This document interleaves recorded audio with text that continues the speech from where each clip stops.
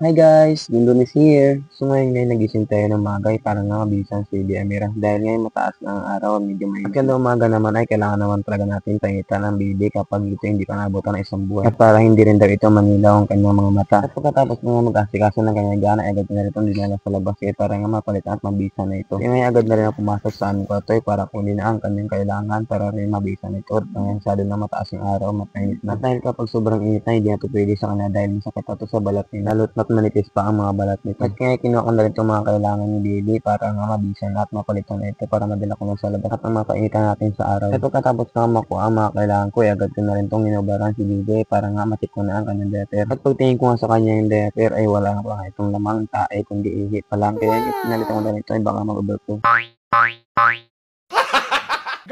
At nilagyan ko na rin nga ng pulbo ang kanyang singit para nito magkaroon ng rashes. At kung mapansin nyo nga sa aking video ay medyo nasisilawan at nakakarawan na si Lily para na nga hindi niya matatagalan mamaya kapag dinala ko ito sa labas. At agad ko na rin nga ito sinuotan ng diaper ngayon para nga madala ko na sa labas at mapanitan na si Lily. At siyempre dapat di natin kalimutan maglagay naman si Lily sa tiyan ng baby para nga hindi mapasukan ng hangin o kabagin. At pagkatapos nga itong lagyan naman si Lily agad-agad ko na rin ito sinuotan ng diaper para nga mabuhat ko na at madala ko na sa daanan. At pagkatapos nga itong bisan ay agad ko na rin itong dinala sa daanan ay para nga mapanitan natin dahil masyado na masakit sa balat ang sinag na araw. Kahit na sino naman talaga ay matutuwa ang magdala ng bibig hanggat kapag ganito pa kalaki. Pwede na!